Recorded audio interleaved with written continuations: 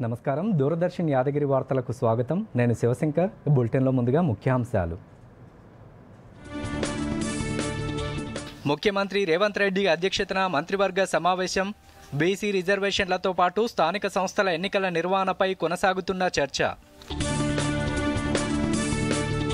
Go సంరక్షకుడిపై కాల్పుల దాడి ఘటనలో ముగ్గురి అరెస్ట్ కక్ష సాధింపు చర్యలతోనే కాల్పులు జరిపారన్న సిపి సుధీర్ బాబు రాష్ట్ర ప్రభుత్వ ఉదాసీనత వల్లే ఇలాంటి ఘటనలు జరుగుతున్నాయన్న బీజేపీ మంత్రుల మధ్య విభేదాలతో అధికారులు నలిగిపోతున్నారన్న కేటీఆర్ కాంగ్రెస్ ప్రభుత్వ వేధింపుల వల్లే ఐఏఎస్ అధికారులు వీఆర్ఎస్ తీసుకుంటున్నారని ఆరోపణ తెలంగాణను గ్లోబల్ లైఫ్ సైన్సెస్ హబ్గా మార్చడమే లక్ష్యమన్న మంత్రి శ్రీధర్ బాబు ఆస్ట్రేలియా వేదికగా జరుగుతున్న ఆస్ బయోటెక్ అంతర్జాతీయ సదస్సులో కీలక ఉపన్యాసం త్వరలోనే సమగ్ర లైఫ్ సైన్సెస్ పాలసీ తీసుకొస్తామని వెల్లడి జూబ్లీహిల్స్ ఉప ఎన్నికపై బీఆర్ఎస్ పార్టీ నేతలతో కేసీఆర్ సమావేశం కాంగ్రెస్ వైఫల్యాలను ప్రజల్లోకి తీసుకెళ్లాలని శ్రేణులకు పిలుపు ఆస్ట్రేలియాతో రెండవ వన్డేలో టీమిండియా ఓటమి మరో మ్యాచ్ మిగిలుండగానే సిరీస్ కంగారుల కైవసం ఇక వివరాలు ముఖ్యమంత్రి రేవంత్ రెడ్డి అధ్యక్షతన తెలంగాణ మంత్రివర్గ సమావేశం జరుగుతోంది బీసీ రిజర్వేషన్లతో పాటు స్థానిక సంస్థల ఎన్నికల నిర్వహణపైన ప్రధానంగా చర్చ జరుగుతున్నట్టు సమాచారం స్థానిక ఎన్నికల్లో పోటీ చేసేందుకు ప్రస్తుతం అమల్లో ఉన్న 2 పిల్లల నిబంధన ఎత్తివేయాలని మంత్రిమండలి నిర్ణయించినట్టు తెలుస్తోంది అందుకు వీలుగా తెలంగాణ పంచాయతీరాజ్ చట్టం 2018లోని సెక్షన్ 21 సబ్సెక్షన్ 3ను తొలగించాలని మంత్రివర్గం నిర్ణయించినట్టు తెలుస్తోంది ఇందుకోసం ప్రత్యేక ఆర్డినెన్స్ ద్వారా పంచాయతీరాజ్ పురపాలక చట్టాలను సవరించాలని రాష్ట్ర ప్రభుత్వం భావిస్తోంది ఎస్ఎల్బీసీ టన్నెల్ పునరుద్ధరణ అంశం కూడా మంత్రివర్గ సమావేశంలో చర్చకు వచ్చినట్టు తెలుస్తోంది కాగా మంత్రివర్గం తీసుకున్న నిర్ణయాలను కేబినెట్ సమావేశం అనంతరం వెల్లడించే అవకాశం ఉంది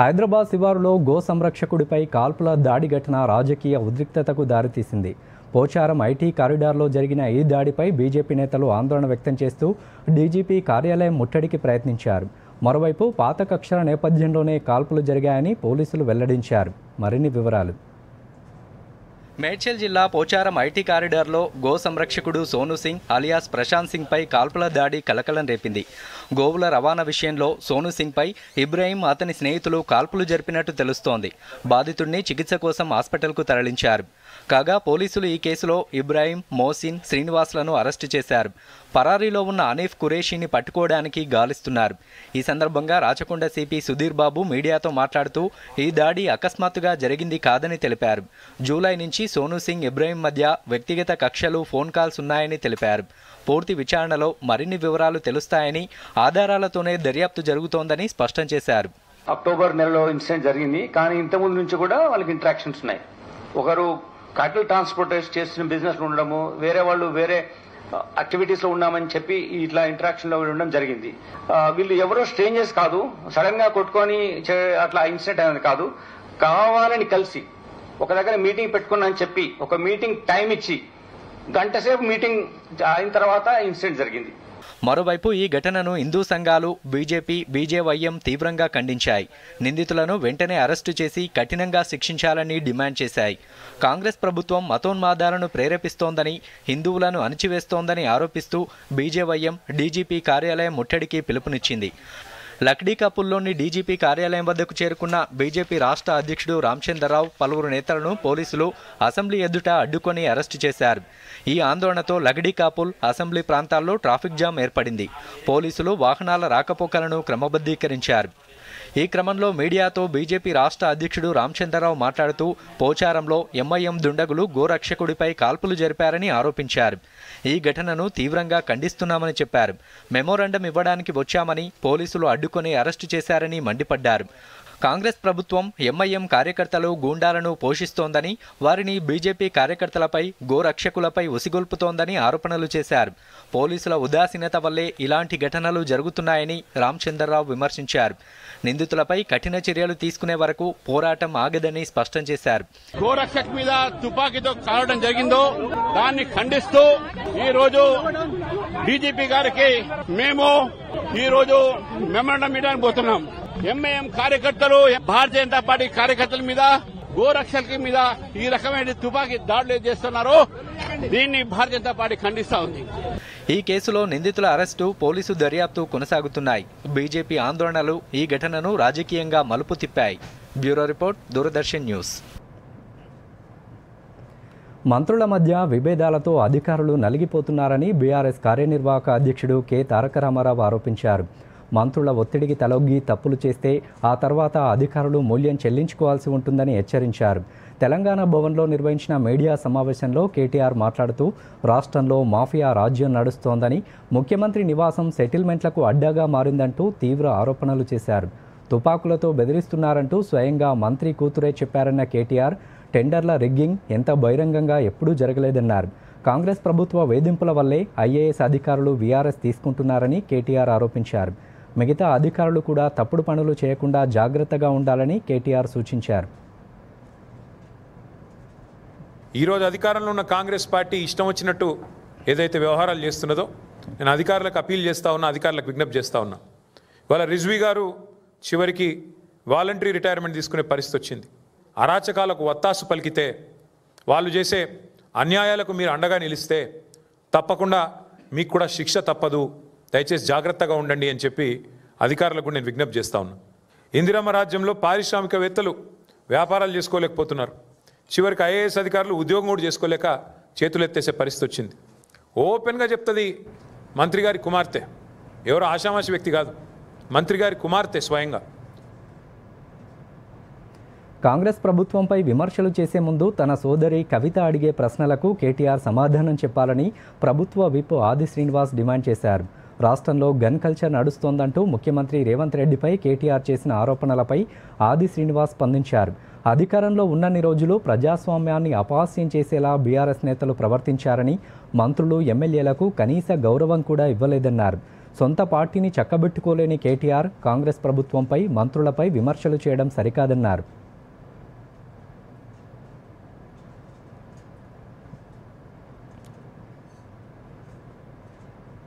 రాష్ట్రంలో ప్రభుత్వం ఎన్ని రోజులు నిలబడుతుందో, ఎప్పుడు కుప్పకూలుతుందో తెలియని పరిస్థితి నెలకొందని కేంద్ర హోంశాఖ సహాయ మంత్రి బండి సంజయ్ అన్నారు. గో సంరక్షణ చేస్తున్న సోనూ సింగ్పై కాల్పులు జరగడంతో ఆసుపత్రిలో చికిత్స పొందుతున్న బాధితుణ్ణి ఎంపీ లక్ష్మణ్, పాయల్ శంకర్తో కలిసి బండి సంజయ్ పరామర్శించారు. అనంతరం మీడియాతో మాట్లాడుతూ ఓట్ల కోసమో డబ్బుల కోసమో సోనూ సింగ్ ఇలా చేశారని చెప్పడం సరికాదని, ముఖ్యమంత్రి, పోలీసులు తమ వ్యాఖ్యలను వెనక్కి తీసుకుని క్షమాపణ చెప్పాలని డిమాండ్ చేశారు. గత ప్రభుత్వ హయాంలోనూ గోవులకు, గోరక్షకులకు భద్రత లేదన్నారు. ప్రస్తుత కాంగ్రెస్ ప్రభుత్వం తీరు కూడా గోరక్షకుల పట్ల సరిగా లేదని అన్నారు. రాష్ట్రంలో శాంతి భద్రతలు పూర్తిగా క్షీణించాయని బండి సంజయ్ ఆరోపించారు. గోవన చట్టాన్ని అమలు చేయి, ఇవాళ మీరు అమలు చేయకుంటే మా తల్లిని మేము అనే వ్యక్తి మీద, ఒక గో రక్షకుని మీద తప్పుడు ప్రచారం చేసే ప్రయత్నం చేస్తున్నది. కానీ మనిషిని చంపి బుల్లెట్ ఎక్కడి నుంచి వచ్చింది? రివాల్వర్లు పెట్టి ₹1 దందా చేస్తున్నప్పుడు కూడా పోలీసుల చెక్ పోస్టులు ఏమైనాయి? పోలీసులు ఎందుకు పట్టించుకుంటలేరు? రివాల్వర్లు ఎక్కడి నుంచి వచ్చినాయి? నువ్వు రివాల్వర్ గురించి మాట్లాడు, కాల్పులు జరిపిన దాని గురించి మాట్లాడు. దాని గురించి మాట్లాడకుండా 5 లక్షలు డిమాండ్ చేసిందట, ₹1 దందా నష్టం చేసిందట, అందుకే కాల్పులు జరిపినట. అంటే నిందితులు సమర్థిస్తున్న వెళ్ళాల. జూబ్లీహిల్స్ ఉప ఎన్నిక నేపథ్యంలో పార్టీ నేతలతో బీఆర్ఎస్ అధినేత, మాజీ ముఖ్యమంత్రి కె చంద్రశేఖరరావు సమావేశమయ్యారు. మాజీ మంత్రులు హరీష్ రావు, జగదీష్ రెడ్డి, ఎర్రబెల్లి దయాకర్ రావు, సునీత లక్ష్మారెడ్డి, సింగిరెడ్డి నిరంజన్ రెడ్డి, తలసాని శ్రీనివాస్ యాదవ్, వేముల ప్రశాంత్ రెడ్డితో పాటు పలువురు ఎమ్మెల్యేలు, ఎమ్మెల్సీలు ఈ సమావేశంలో పాల్గొన్నారు. ప్రస్తుతం జూబ్లీహిల్స్ ఉప ఎన్నిక గడువు సమీపిస్తున్న నేపథ్యంలో ప్రచార వ్యూహంపై పార్టీ నేతలకు కేసీఆర్ దిశానిర్దేశం చేశారు. ప్రచార ఉధృతిని పెంచాలని సూచించారు. అంతేకాకుండా పార్టీలో చేరికలపైన కూడా కేసీఆర్ ఆరా తీశారు. మాగంటి గోపీనాథ్ మరణంతో అనివార్యమైన ఉప ఎన్నికల్లో మాగంటి సునీత గెలుపును జూబ్లీహిల్స్ ప్రజలు ఇప్పటికే ఖాయం చేశారని, పార్టీ నేతలు ప్రజల వద్దకు వెళ్లి వారితో మమేకమై కాంగ్రెస్ పాలనా వైఫల్యంపై అవగాహన కల్పించాలని కేసీఆర్ సూచించారు.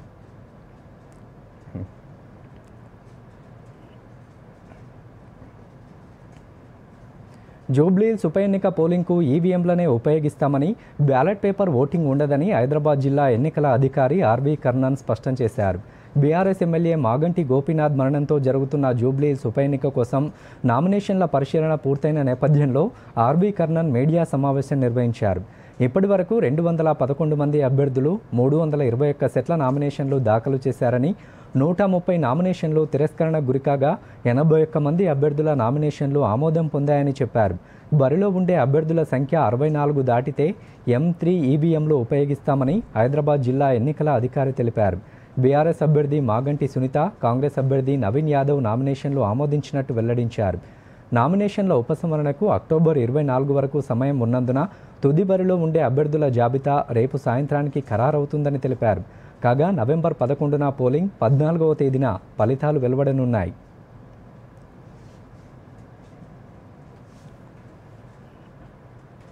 తెలంగాణలో గ్రూప్ 1 పరీక్షను రద్దు చేయాలని కోరుతూ తెలంగాణ జాగృతి అధ్యక్షురాలు కల్వకుంట్ల కవిత సుప్రీంకోర్టు ప్రధాన న్యాయమూర్తికి లేఖ రాశారు.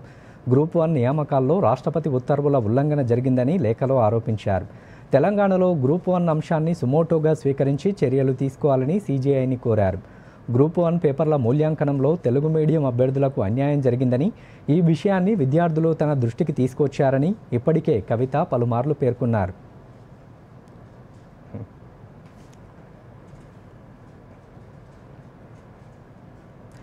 లైఫ్ సైన్సెస్ విభాగంలో 2030 నాటికి రాష్ట్రానికి 1,00,000 కోట్ల రూపాయలు పెట్టుబడిగా తీసుకురావాలనేదే రాష్ట్ర ప్రభుత్వ లక్ష్యమని రాష్ట్ర ఐటీ పరిశ్రమల శాఖ మంత్రి దుద్దిళ్ల శ్రీధర్బాబు అన్నారు. ఆస్ట్రేలియాకు చెందిన లైఫ్ సైన్సెస్ అత్యున్నత నిర్ణాయక సంస్థ ఆస్ బయోటెక్ విక్టోరియా రాష్ట్ర ప్రభుత్వం సంయుక్త నిర్వహణలో మెల్బోర్న్లో నిర్వహిస్తున్న ఆస్ బయోటెక్ ఇంటర్నేషనల్ కాన్ఫరెన్స్ 2025లో మంత్రి శ్రీధర్బాబు కీలక ఉపన్యాసం చేశారు. లైఫ్ సైన్సెస్ రంగంలో 2 ఏళ్లలో తెలంగాణ సాధించిన పురోగతిని వివరించారు. రాష్ట్రంలో పెట్టుబడులు పెట్టేందుకు ఉన్న అనుకూలతల గురించి తెలియజేశారు. తెలంగాణను గ్లోబల్ లైఫ్ సైన్సెస్ హబ్గా మార్చేందుకు రాష్ట్ర ప్రభుత్వం తీసుకున్న చర్యలను మంత్రి శ్రీధర్బాబు ఈ సందర్భంగా వెల్లడించారు.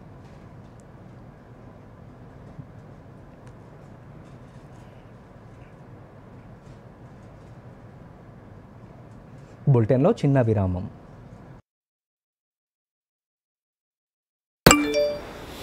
క్యూఆర్ కోడ్ స్కాన్ చేయండి, 5,000 క్యాష్ బ్యాక్ పొందండి. అరే వా, భలేగుందే. చిక్కుకున్నాడు. యూపీఐ పిన్ ఎంటరింగ్ కేవలం డబ్బు పంపడానికేనా? ఆర్బీఐ అంటోంది తెలివిగా ఆలోచించండి, అప్రమత్తంగా ఉండండి.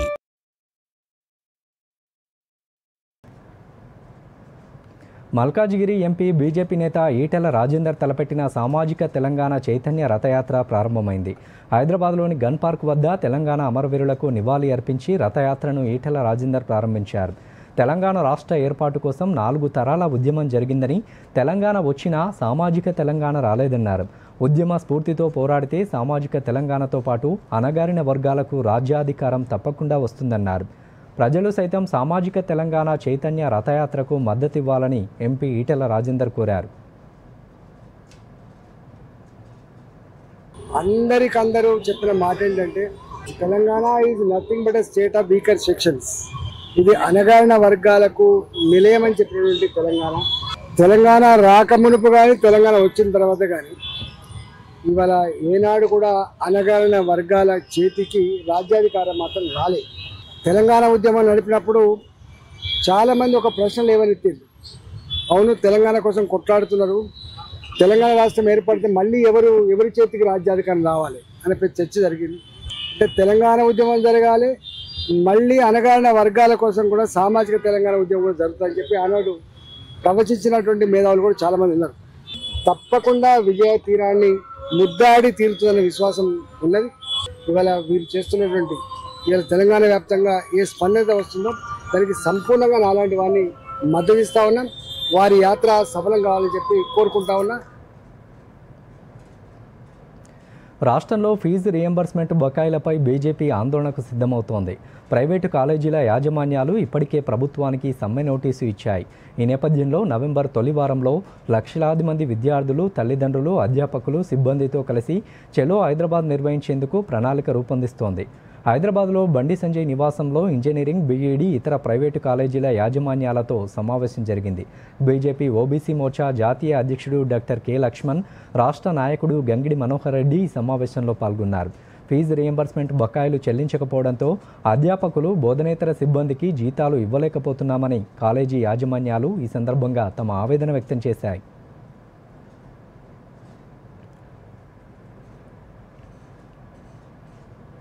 భద్రాద్రి కొత్తగూడెం జిల్లా కొత్తగూడెం నియోజకవర్గంలో ఎమ్మెల్యే కూనంనేని సాంబశివరావు పర్యటించారు. పాల్వంచ మండలంలోని దంతెలబోరు, జగన్నాథపురం, కేశవాపురం, బసవతారక కాలనీలతో పాటు పలు ప్రాంతాల్లో రోడ్లు, డ్రైనేజీలు, పలు అభివృద్ధి కార్యక్రమాలకు శంకుస్థాపన చేశారు. ఈ సందర్భంగా ఎమ్మెల్యే కూనంనేని సాంబశివరావు మాట్లాడుతూ మహాత్మా గాంధీ జాతీయ గ్రామీణ ఉపాధి హామీ పథకం, CSR, CRR వంటి పలు పథకాలతో కొత్తగూడెం నియోజకవర్గాన్ని అభివృద్ధి చేస్తున్నట్టు తెలిపారు. రోడ్ల నిర్మాణం తర్వాత డ్రైనేజీల నిర్మాణానికి ప్రాధాన్యత ఇస్తామని అన్నారు.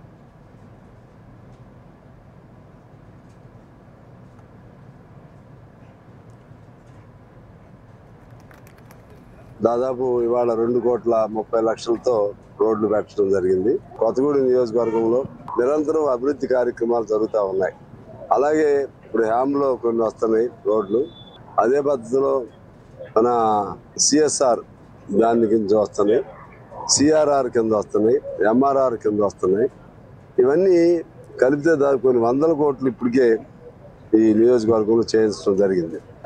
అందులో భాగంగా గ్రామం తిరిగి పైన ఏడో కూర్చున్నట్టు కాకుండా ఆ గ్రామంలో సామాన్యులు ఇచ్చే రిప్రజెంటేషన్ కూడా పరిగణలో తీసుకుని ప్రతి గ్రామానికి రోడ్డు వేయాలనే లక్ష్యం మా ముందు ఉంది. ఈ నెల 25 నుంచి జనం బాట పేరుతో యాత్రను ప్రారంభించనున్నట్టు తెలంగాణ జాగృతి అధ్యక్షురాలు కల్వకుంట్ల కవిత స్పష్టం చేశారు. ఇవాళ యాదగిరిగుట్ట లక్ష్మీ నరసింహస్వామి వారిని కవిత దర్శించుకున్నారు. అనంతరం కవిత మాట్లాడుతూ తాను చేపట్టబోయే యాత్ర 33 జిల్లాల్లో 4 నెలల పాటు జరుగుతుందని వివరించారు. ప్రతి జిల్లాలో 2 రోజుల పాటు ఉంటానని, అక్కడి ప్రజల సమస్యలు తెలుసుకుంటానని చెప్పారు. పార్టీ రావాలని ప్రజలు కోరుకుంటే తప్పకుండా పెడతానని కవిత ఈ సందర్భంగా స్పష్టం చేశారు.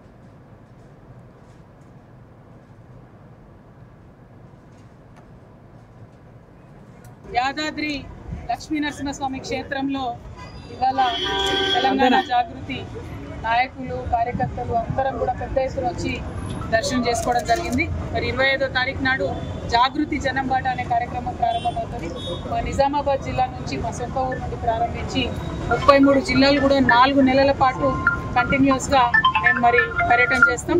ప్రతి జిల్లా కేంద్రంలో కూడా 2 రోజులు ఉండి అక్కడ ఉండేటటువంటి మేధావులను, విద్యావంతులను, అదేవిధంగా రైతులను, రైతు కూలీలను, విద్యార్థులను, ప్రతి ఒక్కరిని, అందరికన్నా ముఖ్యంగా మా ఆడబిడ్డలను, మా యువకులను అందరినీ కూడా కలిసి మరి ఆయా జిల్లాల్లో ఉండేటటువంటి సమస్యలు ఏంటి, వాటి పరిష్కారానికి ఏ దిశగా మనం ప్రయత్నం చేయాలి.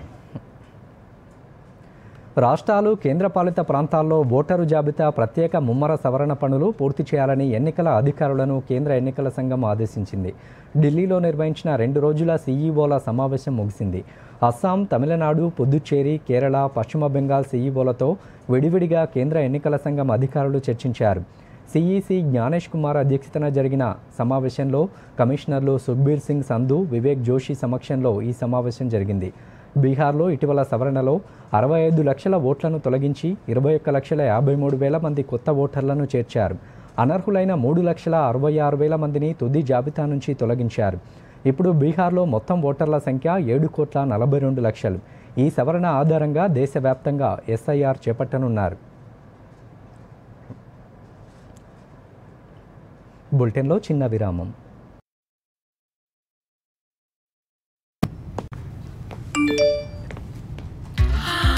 $10 లక్షల లాటరీ నాకా? వావ్! చిక్కుకుంది. బూటకపు ఆఫర్ల పట్ల అప్రమత్తంగా ఉండండి. RBI అంటోంది తెలివిగా ఆలోచించండి, అప్రమత్తంగా ఉండండి.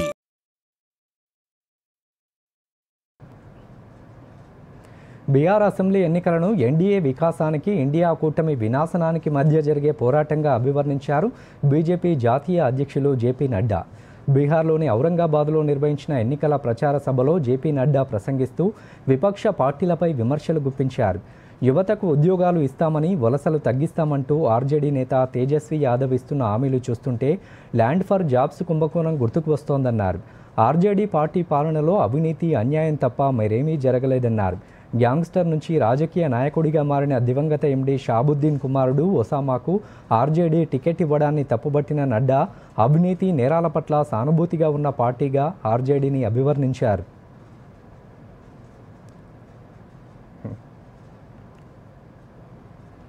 సౌదీ అరేబియా చారిత్రక నిర్ణయం తీసుకుంది. 50 సంవత్సరాల క్రితం అమల్లోకి వచ్చిన కఫాలా వ్యవస్థను పూర్తిగా రద్దు చేసింది. ఈ మార్పుతో 13 మిలియన్ల మంది వలస కార్మికులు, ముఖ్యంగా భారతీయులు సహా దక్షిణాసియా నుంచి వచ్చిన వారికి ఊరటనిచ్చింది. అసలు ఏమిటి కఫాలా, ఎందుకు రద్దు చేశారు? మరిన్ని వివరాలు. అరబిక్ భాషలో కఫాలా అంటే స్పాన్సర్షిప్ అని అర్థం. సౌదీ అరేబియాకు చెందిన ఒక వ్యక్తి తన వ్యాపార లేదా గృహ అవసరాల కోసం మరో దేశం నుంచి కార్మికుడిని రప్పించుకుంటే వలసదారుపై ఆ వ్యక్తికి ఏ హక్కులు ఉంటాయో వివరించేదే కఫాలా. 1950లో గల్ఫ్ దేశాల్లో చమురు కనుగొన్న సమయంలో తక్కువ జీతాలకు పనిచేసే కార్మికుల కోసం స్థిరమైన శ్రామిక శక్తిని పెంచుకోవడం కోసం ఈ వ్యవస్థ ఏర్పాటైంది. కఫాలా వ్యవస్థ ప్రకారం కార్మికులు తమ ఉద్యోగాలను మార్చుకోవడానికి, దేశం విడిచి వెళ్లడానికి వీల్లేదు. యజమాని దగ్గరే పాస్పోర్టు ఉంటుంది. ఆయన అనుమతితోనే ఎక్కడికైనా వెళ్లాల్సి ఉంటుంది. ఇంట్లో వారికి అనారోగ్యంగా ఉన్నా, మృతి చెందినా యజమాని అనుమతి లేనిదే కదలడానికి వీల్లేదు. రాను ఇది కార్మికులను చిత్రహింసలు పెట్టే వ్యవస్థగా మారింది. భారతీయులు సహా లక్షల మంది వలస కార్మికులకు కఫాలా ఓ పీడకలగా మారింది. సౌదీ అరేబియాలో దాదాపు 1.34 కోట్ల మంది వలస కార్మికులు ఉన్నారు. మొత్తం జనాభాలో వీరిది దాదాపు 40%. కఫాలా సాధారణంగా తక్కువ వేతనం ఉన్న ఉద్యోగాలకే వర్తిస్తుంది. నిర్మాణ రంగ కార్మికులు, పని మనుషులు, పారిశుద్ధ్య కార్మికులు, డ్రైవర్లు, క్లీనర్లు ఈ జాబితాలో ఉంటారు. వీరంతా సాధారణంగా భారత్, బంగ్లాదేశ్, పాకిస్తాన్, ఫిలిప్పీన్స్, నేపాల్, ఇథియోపియా నుంచి వలస వచ్చిన వారే. ఈ కఫాలా వ్యవస్థను సౌదీ పూర్తిగా రద్దు చేసినప్పటికీ యుఏఈ, కువైట్, బహ్రెయిన్, ఒమన్ వంటి దేశాల్లో ఇంకా అమల్లో ఉంది. లెబనాన్, జోర్డాన్లో కొంతమేర నిబంధనలు సడలించారు. 2022 ఫుట్బాల్ వరల్డ్ కప్నకు ఆతిథ్యం ఇచ్చిన తర్వాత నుంచి కార్మికులు తమ ఉద్యోగాలను మార్చుకోవచ్చనే నిబంధనను ఖతార్ తీసుకువచ్చింది. గల్ఫ్ దేశాల్లో ప్రస్తుతం 24 కోట్ల మంది కార్మికులు ఉన్నారు. వీరిలో 75 లక్షల మంది భారతీయులే. కఫాలా వ్యవస్థపై కొన్ని సంవత్సరాల నుంచి అంతర్జాతీయంగా తీవ్ర విమర్శలు ఎదురవుతున్నాయి. ఈ వ్యవస్థను రద్దు చేయాలంటూ భారత్ సహా పలు దేశాలు, అంతర్జాతీయ సంస్థలు సౌదీపై ఒత్తిడి తీసుకొచ్చాయి. ఎట్టకేలకు ఇటీవల దీనిని రద్దు చేశారు. అయితే దీని వెనుక బలమైన కారణాలు లేకపోలేదు. చమురుపై ఆధారపడడాన్ని సౌదీ తగ్గించాలనుకుంటోంది. భారీగా విదేశీ పెట్టుబడులు ఆకర్షించాలని భావిస్తోంది. ఇది జరగాలంటే తమ దేశంలోని కార్మిక వ్యవస్థపై ఉన్న మరకను చెరిపేయాలి. సౌదీ యువరాజు, ప్రధానమంత్రి మహమ్మద్ బిన్ సల్మాన్ 2030 విజన్లో ఈ కఫాలా వ్యవస్థ రద్దు కూడా ఉంది. తమ దేశం ప్రగతి మార్గంలో పయనిస్తుందన్న భావన కల్పించడం, సంస్కరణలకు అగ్రపీఠం వేస్తామన్న సందేశం పంపడం కూడా ఈ వ్యవస్థ రద్దు వెనుక కీలక కారణాలుగా విశ్లేషకులు పేర్కొంటున్నారు. కఫాలా రద్దుతో సౌదీ అరేబియా కార్మిక హక్కుల్లో కొత్త అధ్యాయం ప్రారంభమవుతోంది. ఈ మార్పు మిలియన్ల మంది వలసదారుల జీవితాల్ని మెరుగుపరుస్తుంది.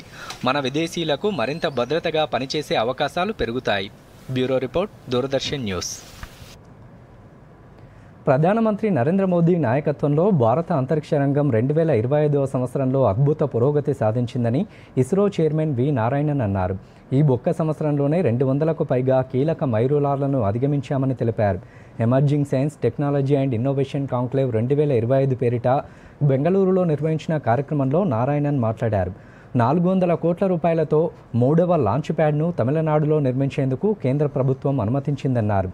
ఇస్రో ప్రయోగాల సామర్థ్యాన్ని పెంచేందుకు ఇది ఎంతగానో ఉపయోగపడుతుందని నారాయణన్ పేర్కొన్నారు.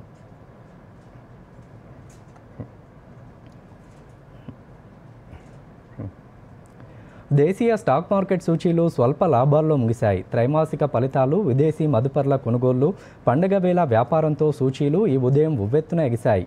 ఈ క్రమంలో చాలా రోజుల తర్వాత నిఫ్టీ మళ్లీ 26,000 మార్కును దాటింది. యుఎస్ ఫ్యూచర్ మార్కెట్ల నుంచి ప్రతికూల సంకేతాల నేపథ్యంలో మదుపరులు గరిష్టాల వద్ద లాభాల స్వీకరణకు దిగారు.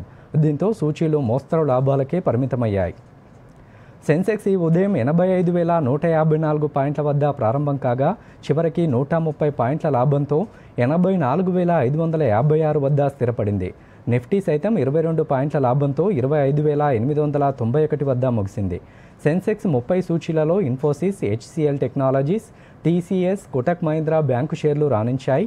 Eternal, UltraTech, Bharti Airtel, Adani ports, ICICI bank షేర్లు నష్టాలు చవిచూశాయి.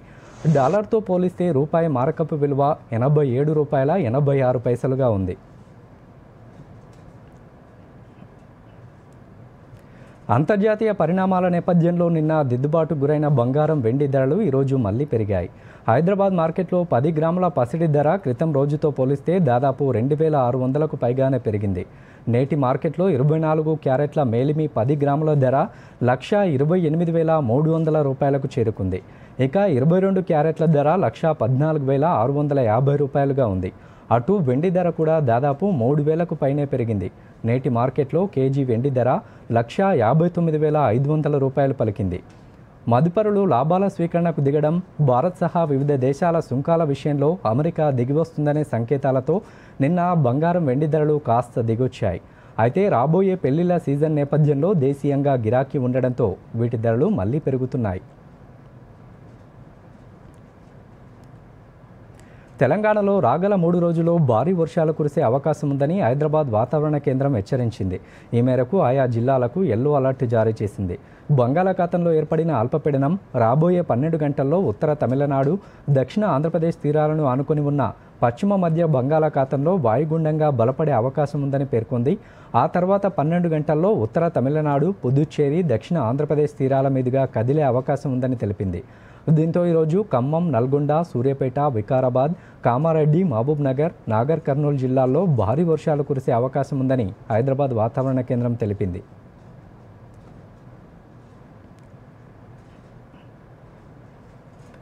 ఆస్ట్రేలియాతో జరిగిన 2వ వన్డేలో భారత్ ఓటమి పాలైంది. టీమిండియాపై ఆసీస్ 2 వికెట్ల తేడాతో విజయం సాధించింది. దీంతో 3 వన్డేల సిరీస్ను ఆతిథ్య ఆస్ట్రేలియా జట్టు 2-0తో మరో మ్యాచ్ మిగిలి ఉండగానే కైవసం చేసుకుంది. టాస్ ఓడి తొలుత బ్యాటింగ్ చేసిన భారత్ 9 వికెట్ల నష్టానికి 264 పరుగులు చేసింది.